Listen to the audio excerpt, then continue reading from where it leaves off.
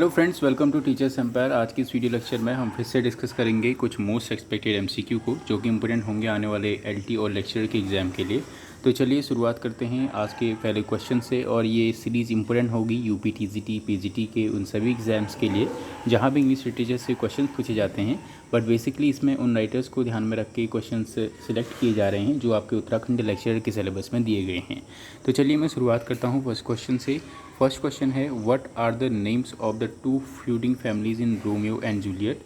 कॉपलेट and Montague, Breslow and Fleischer, Fluch and Godside, Dawson and Hurley. इसका सही answer होगा option number A, Capulet and Montague. ये दो family हमको Romeo and Juliet में देखने को मिलती हैं। नेक्स्ट क्वेश्चन है, विच bird did the ancient मारिनर kill?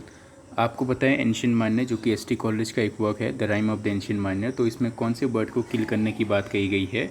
Option A आता है सीगल, अल्बेट्रोस, ह्यूमिंग बर्ड और क्रो। इसका सही आंसर है option number B, albatross. Basic terminology से नेक्स्ट क्वेश्चन है, which of the following English groups were supportive of the French Revolution during its early years? Option A आपको दिया गया है Tories, rebellers, republicans, radicals, both A and B, none of the above. इसका सही answer होगा, French revolution को दो parties ने सपोर्ट किया था, टोरीज और लिबरल्स ने। नेक्स्ट क्वेश्चन है, लंबा क्वेश्चन है बट इजी क्वेश्चन है। Which poets collaborated on the Lyrical Ballads of 1798 thus domain starting the spirit of the age, which in an era of revolutionary thinking depends on a belief in the limitless possibilities of the poetic imagination? Which poets collaborated कह रहा है on the Lyrical ballad में किस poet ने collaborate किया था? Options आपको दिए गए हैं, मैरी वोल्स्टोनक्राफ्ट और विलियम ब्लेक ने, मैरी वोल्स्टोनक्राफ्ट शेली एंड पीवी शेली ने, या विलियम वर्ड्सवर्थ और एस टी कॉलेज ने। आपको आंसर समझ में आ गया होगा, विलियम वर्ड्सवर्थ और एस टी कॉलेज इसका सही आंसर है। नेक्स्ट क्वेश्चन है, नेक्स्ट क्वेश्चन फिर से बेसिक टर्मिनोलॉजी से है। क्वेश्चन छोटा सा ही है बट ये थोड़ा सा आपको बिल्कुल एक वास्ट वे में पूछा गया है। Romantic poetry about the natural world does not use descriptions of nature. Options आपको दिए गए हैं, क्वेश्चन में आप देखिए डज नॉट पूछा गया है, does not use description of nature for their own sake to merely describe natural phenomenon, to depict a metaphysical concept of nature. बिल्कुल सही है, रोमांटिक पोइट्री में हमको मेटाफिजिकल नेचर ऑफ कॉन्सेप्ट देखने को मिलता है। Endowing with traits normally associated with humans, बिल्कुल सही है। नेक्स्ट आता है, as a means to demonstrate as a discuss the process of human thinking. ये भी सही है कि हमें हमारा रोमांटिक पोइट्री में हमें ह्यूमन थिंकिंग को भी लेके उस प्रोसेस को भी दिखाया जाता है पोइट्रीज़ में। ऑप्शन नंबर डी है, symbolically to suggest that natural objects correspondent to an inner spiritual world. ये भी बिल्कुल सही है। तो जो इसका सही आंसर है, कौन सा रोमांटिक पोइट्री का फीचर नहीं है? Option number A, for their own sake to merely describe natural phenomenon. ये कहना गलत होगा कि रोमांटिक पोइट्री केवल अपने फ़ायदे के लिए लिखी जाती थी। नेक्स्ट क्वेश्चन है, कॉन्सेप्ट विच क्वेश्चन है, पूछा जा चुका है प्रीवियस नेट के एग्जाम में। Which setting could you not imagine a work of romantic literature employing? यानी इनमें से कौन सी आपको सेटिंग ऐसी लग रही जो कि रोमांटिक के लिटरेचर के टाइम पे नहीं होनी चाहिए थी? ठीक है, ऑप्शन से ही आपको दिया है, अ फील्ड ऑफ डेफोडिल्स। क्या डेफोडिल्स का फील्ड होना भी आपको पता है, रोमांटिक पोइट्री में हम लोग नेचुरल एलिमेंट्स का यूज़ करते थे, तो अ फील्ड ऑफ डेफोडिल्स भी उसका एक एलिमेंट माना जा सकता है। अ ग्रेवयार्ड, हाँ ये भी माना जा सकता है, जो आपका कब्र होता है ग्रेवयार्ड होता है, वो भी नेचुरल एलिमेंट्स में हम देख सकते हैं उसको। नेक्स्ट आता है अ मीडिएवल कैसल्स, जी हाँ आपको पता है कि अगर ह्यूमन नेचर दिखाया जाता है, ह्यूमन के बारे में, ह्यूमन से कोरिलेट करके रोमांटिक पोइट्री लिखी जाती थी, तो ये भी सही है कि हाँ मीडिएवल कैसल का भी यूज़ किया जाता था। All of the above would be appropriate setting for romantic literature. ये सारी सेटिंग्स रोमांटिक लिटरेचर के लिए अप्रोप्रिएट हैं। ऑप्शन नंबर डी इसका सही आंसर होगा।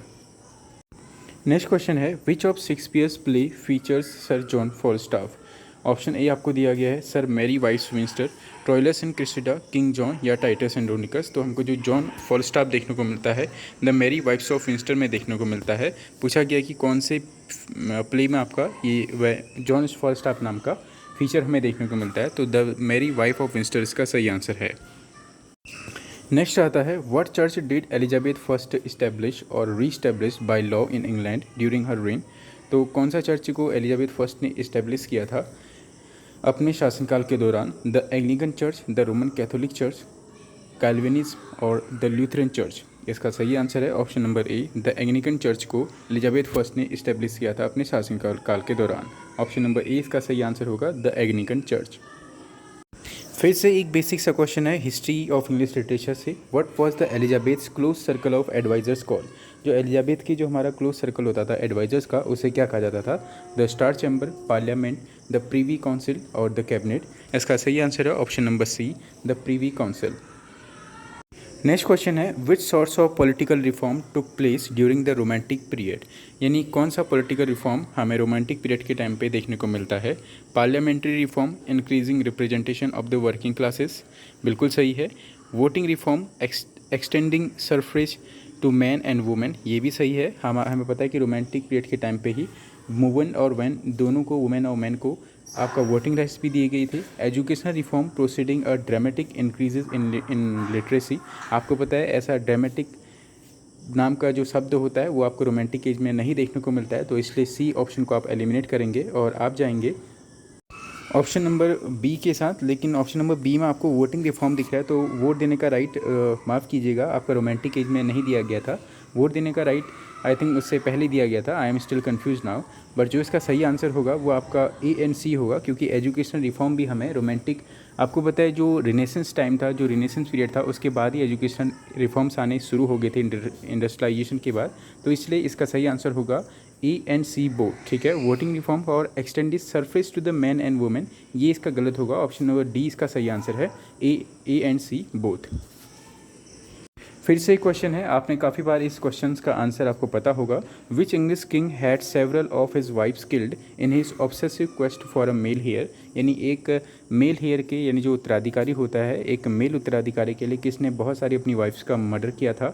Edward sixth, Richard third, George third और हेनरी एट्थ। आपको पता है हेनरी एट्थ इसका सही आंसर है। हेनरी एट्थ काफ़ी चर्चित व्यक्ति माने जाते हैं इंग्लिश हिस्ट्री में, और हेनरी एट्थ के ही टाइम पे आपको पता होगा जो इनकी बेटी थी उन्होंने भी एक चीज़ की थी। बढ़ता हूँ मैं नेक्स्ट क्वेश्चन की ओर। नेक्स्ट क्वेश्चन आपके सामने है, dost thou think because thou art virtuous there shall be no more cakes and L.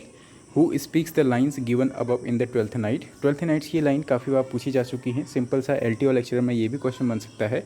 Does thou think because thou art virtuous, ये कहाँ की लाइन है? तो इसका सही आंसर होगा ट्वेल्थ नाइट। अब बात इसमें की गई कि who speaks the lines given above, तो ये लाइन्स किसने कही है?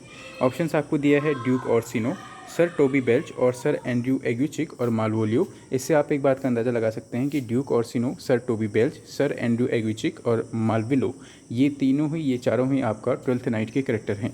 इसका सही आंसर आपको दिख गया होगा, सर टोबी बेल्च इसका सही आंसर है, ऑप्शन नंबर बी। ठीक है, लेकिन ये लाइन काफ़ी इंपॉर्टेंट है, इसको आप दोबारा देख सकते हैं। डू दस थिंक बिकॉज दो आर्ट वर्चुअस, कहाँ की लाइन है? ट्वेल्थ नाइट की। तो उम्मीद है आपको ये क्वेश्चंस की सीरीज़ पसंद आ रही होगी। वीडियो को आप लाइक ज़रूर करें। आपको अगर थोड़ा भी अगर प्रॉफिट लग रहा है तो आप लाइक ज़रूर करें। क्वेश्चंस लंबे हैं, बट मैं आपको बता रहा हूँ कि कौन कौन से पॉइंट आपके LTO लेक्चर में उठाए जा सकते हैं। जैसे मैंने अभी आपको इस क्वेश्चन में बताया कि ये लाइन पूछी जा सकती है कि कौन सी प्ले की है। ठीक है, ये कभी नहीं पूछेगा आपसे LTO एग्जाम में कि किसने कही थी, क्योंकि इतने डीप लेवल पर वो लोग जाते नहीं हैं। लेकिन ये इंपॉर्टेंट है कि ये लाइन कौन से प्ले की है। तो प्रीवियस ईयर की इस सीरीज़ में आज के लिए इतने ही क्वेश्चन काफ़ी होंगे। नेक्स्ट वीडियो में मैं फिर से कुछ क्वेश्चंस के साथ आऊँगा। तब तक आप इस वीडियो को लाइक करें और चैनल को सब्सक्राइब करें। हो सकता है तो आप शेयर करिएगा। Thank you.